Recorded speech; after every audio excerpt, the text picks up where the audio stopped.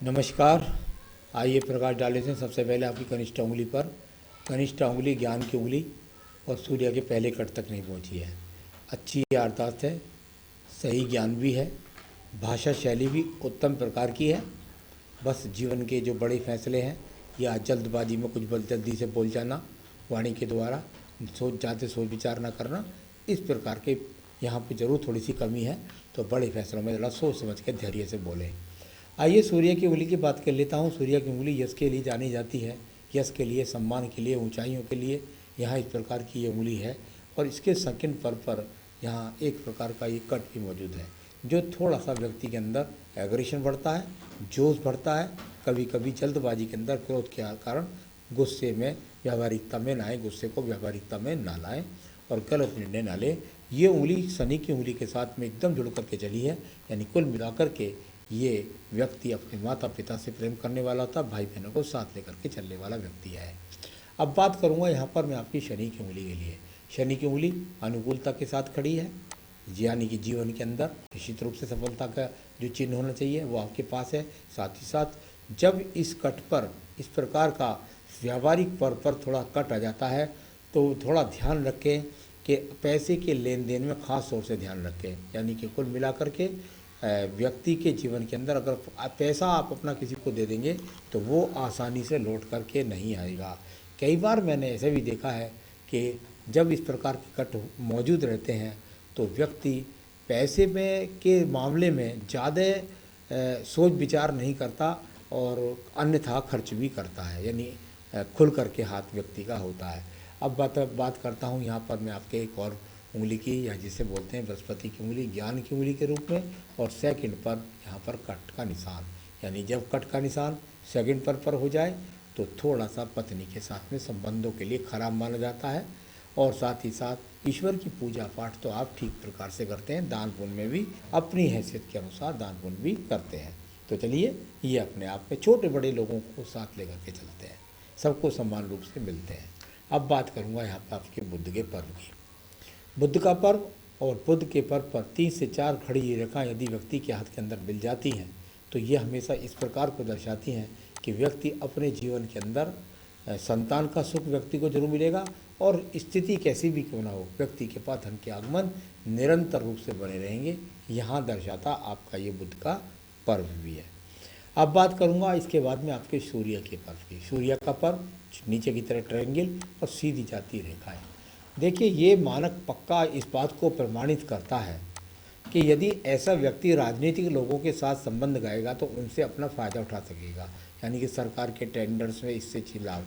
साथ ही साथ ये इतनी पक्की रेखा है कि ऐसा व्यक्ति अगर कहीं अपने आप को भ्रमित ना करे तो राज्य सरकार यानी सरकारी नौकरी का लाभ उठा सकता है, या कम से कम संविदा वाली जॉब, या बहुत अच्छी फैक्ट्री में हो तो अच्छी कंपनी में अच्छी नौकरी, अच्छा पद प्राप्त करता है। अब बात करता हूँ यहाँ पर मैं आपके एक और पर्व की, जिसको बोलते हैं धन का पर्व।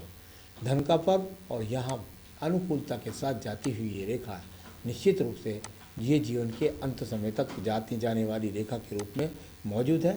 यानी कुल मिलाकर के यहाँ धन के आगमन निश्चित रूप से आपको मिलेंगे। ये रेखा यहाँ से निकलती है तो ये दूर स्थानों से धन कमाने के लिए जानी जाती है। यानी जीवन में धन का आगमन जीवन के अंत समय तक भी आपके पास बना रहेगा, इस प्रकार के दर्शाने वाली ये रेखा है। आइए बात करता हूँ आपके में एक और पर्व की, जिसको बोल सकते हैं बृहस्पति का पर्व। बृहस्पति के पर्व से ये दो रेखाएं दिख रही हैं, बृहस्पति से शनि पर्व को ज्ञान के रूप द्वारा धन प्राप्त करना। साथ ही साथ जब ये ब्रैकेट्स बना देती है तो ऐसा व्यक्ति अपने जीवन के अंदर मकान भी निश्चित रूप से बना पाता है। तो कुल मिलाकर के अपने आप भी और साथ ही साथ पैतृक मकान भी मिल सकता है ऐसे व्यक्ति को, ये यहाँ पर रेखा बनाती है। आपको देखने में लगेगा कि कोई मछली बाहर की तरफ दिख रही है। यदि मछली बाहर की तरफ दिख रही है तो इसके फल देरी से मिलते हैं, ऐसा जाना जाता है। तो चलिए, ये हो गया। अब बात करता हूँ मैं आपकी हृदय रेखा के बारे में। हृदय रेखा और अनुकूलता के साथ जाती हुई, यानी कुल मिलाकर के कोई किसी भी प्रकार के ऐसे चिन्ह नहीं हैं कि आप अपने मन से कोई बहुत बुरी बातों को छुपा करके मन में रख जाते हैं। कुल मिलाकर के बहुत खुले दिल का व्यक्ति है, जो मन में आएगा वो कह दिया। इस रेखा के बारे में बात करता हूँ तो इसको मैं पढ़ूंगा मंगल रेखा के बारे में। तो ये हृदय रेखा से कटने वाली रेखा जब मंगल पर्व के लिए चली जाती है तो व्यक्ति के मन में कई बार ये बात आती है कि मुझे अपनी अनुकूलता के अनुरूप पत्नी प्राप्त नहीं हो। अनुकूलता के अनुरूप में कई बार ऐसा होता है कि यहाँ पर यानी ऐसा भी कह सकते हैं कि मेरे अनुकूलता पत्नी पढ़ी हुई नहीं मिली। और साथ ही साथ जब इस प्रकार की रेखा मंगल पर्व से निकल करके आती है तो व्यक्ति मांगलिक हो सकता है और पत्नी के साथ वैचारिक मतभेद भी रहते हैं। तो चलिए इसके बाद कर लेते हैं आपके बात यहाँ सीधा सीधा आपके मंगल के प्रथम पर्व की। मृतम मंगल का प्रथम पर्व और यहाँ से निकलने वाली साहसिक रेखाएं और इन रेखाओं का संबंध यदि मैं देखता हूँ तो जा करके ये अपने आप से दूर दूर के स्थानों से मिलती है। ये सूर्य पर्वत तक इसका संबंध भाग्य रेखा के साथ और नीचे वाली मंगल रेखा का संबंध बुध पर्व की तरफ जाने वाली रेखा के रूप में मौजूद है। मंगल पर्व से मंगल पर्व को जाने वाली रेखा राज्य सरकार से संबंधित कार्यों से लाभ दिलाती है। ये दोबारा एक ऐसा इंडिकेशंस मिला जिसके द्वारा राज्य सरकार की नौकरी का इंडिकेशंस आपके हाथ के अंदर मिला है। तो यहाँ कुल मिलाकर के अगर आप प्रयास करेंगे तो राज्य सरकार की नौकरी का जरूर आपको ऑफर मिल सकता है, उससे आप लाभ उठा सकते हैं। तो चलिए ये अच्छी रेखा है। आइए द्वितीय मंगल पर्व के बारे में बात कर लेता हूँ। द्वितीय मंगल पर्व और यहाँ पर कोई ऐसा चिन्ह नहीं है जिसके द्वारा मैं कोई झगड़ा झंझट कोई मुकदमा जैसी चीज़ को कह सकूँ, ऐसा कोई चिन्ह यहाँ पर मुझे मौजूद रूप से नहीं मिला है। तो ये दूसरा चिन्ह हो गया। अब बात करूँगा इसके बाद आपकी बुद्धि रेखा की। बुद्धि रेखा और बुद्धि रेखा जा कर के यहाँ से निकली एक मंगल रेखा के रूप में ये ऐसे, और नीचे की तरफ ये ढलवा होकर के बुद्धि रेखा चली गई। पूरी हाथ की रेखा को पार करके जब चंद्र पर्वत को बुद्धि रेखा पहुंचती है तो व्यक्ति दूर स्थानों से जुड़कर धन कमाता है। यानी कि यहाँ भी विदेश से संपर्क बुद्धि रेखा का आ गया। तो चलिए अब और आगे बढ़ लूँ जरा, जब उसके बाद बताऊँगा आप विदेश जा पाएंगे या नहीं। तो ये चंद्र पर्वत तक संबंध बना। साथ ही साथ चंद्र पर्वत की रेखाओं का संबंध देख लेता हूँ एक बार।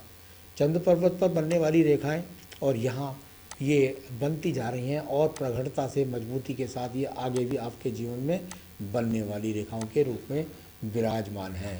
यानी कि आपका भाग्य जो उदय होगा वो बिना दूर के तो उदय होगा ही नहीं, ये तो इन्होंने रेखाओं ने पक्का बता दिया। इसके अंदर व्यापारिक रेखा को और जोड़ लेते हैं। यदि मान लिया व्यापारिक रेखा के रूप में ये शुक्र पर्वत से निकलने वाली ये रेखा और साथ ही साथ एक और रेखा का ये उदय, ये भी बुध पर्वत को जाना। यानी यहाँ भी कहीं ना कहीं संबंध जरूर आया कि आपकी नौकरी है, आपका जो व्यापार है, आपका जो काम है, उसके अंदर घर से दूर जाकर के संबंध आपका बनेगा और कई बार आपको ट्रांसफ़र जैसी स्थितियों का सामना भी अपने जीवन में करना पड़ेगा। इस प्रकार को दर्शाने वाली ये यहाँ शुक्र पर्वत से निकलने वाली रेखा है। एक शुक्र पर्वत से निकलने वाली इस रेखा की बात करें तो ये शुक्र पर्वत से निकली और जाकर के सीधा सीधा शनि पर्व के साथ संबंध बनाया। यानी शुक्र पर्वत का बार बार विदेश रेखाओं के साथ संबंध बनाकर के चलना दूर स्थानों से व्यक्ति के जीवन में सफलता के योगों को दिखलाने वाली ये बार बार आपके रेखाएं मिली हैं। तो यहाँ भाग्य रेखा की बात करता हूँ, ये भाग्य रेखा और यहाँ 55 वर्ष, और ये दूसरी जो शुक्र पर्वत से अंदर से निकली थी ये भाग्य रेखा, और एक रेखा का संबंध मेरा सूर्य से। सूर्य से संबंध बनते ही व्यक्ति विदेश का संबंध बना जाता है। तो चलिए अब कुछ सवाल ले लेता हूँ। Number 1, government job. मुझे बड़ी हैरत है कि अगर आपको अब तक जॉब नहीं मिली है गवर्नमेंट, तो बिल्कुल तैयारी करते रहिए, गवर्नमेंट जॉब का ये पक्का वाला हाथ है। नंबर 1 बात। दूसरा, आपने पूछा मेरे जीवन में मकान कब बनेगा, तो वाहन तो आप कभी भी ले सकते हैं, ये तो कोई बहुत बड़ी बात नहीं है। अब के बाद कभी भी ले सकते हैं। वाहन का एक प्रारूप होता है छोटा बड़ा, तो वाहन ले सकते हैं तो छोटे प्रारूप में। मकान की जहाँ तक आपने बात करी है तो यहाँ पर एक संबंध बना है यह मकान का, ये लगभग बन रहा है 45 से 46वें वर्ष में। तो 44 से 45वें वर्ष में आपको मकान का यहाँ पर योग भी है, तो मकान बनेगा आपका और वाहन उससे पहले ही आप ले पाएंगे। अब बात करते हैं विदेश यात्रा की सरकारी नौकरी। आज 1, 2, 3, 4 कई जगह मैंने ये संबंध देख लिया। बुद्धि रेखा का संबंध देखा, शुक्र रेखा का संबंध देखा, सूर्य रेखा का संबंध देखा। सब रेखाओं का संबंध जाकर के आपका दूर स्थान से बन रहा है।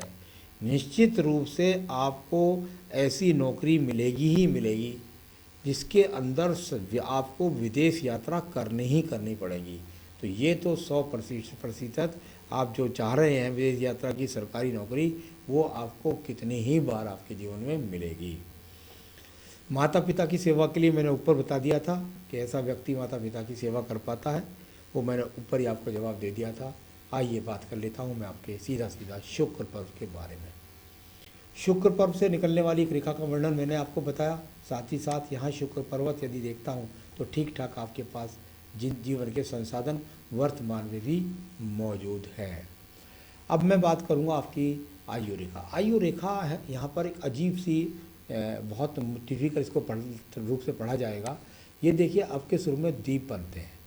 ये दीप क्या है, ये आयु रेखा को बता देता हूँ। पहले तो 77-78 वर्ष की आयु रेखा है और इसके अंदर जब ये दीप बन जाते हैं तो ये स्वास्थ्य के लिए अनुकूल नहीं कहलाते हैं, क्योंकि ये आयु रेखा पर बने हुए दीप हैं और इनका जो संबंध है अगर आयु रेखा में देखा जाए तो ये संबंध अपने आप में आपको काफ़ी आगे आयु तक मिलने वाला है। यानी कि आपको जहाँ सब कुछ है उसके साथ साथ आपने वो सवाल ही नहीं पूछा मुझसे जो आपके हाथ के अंदर पक्के रूप से विराजमान है। सबसे पहले आपको स्वास्थ्य का ध्यान रखना है।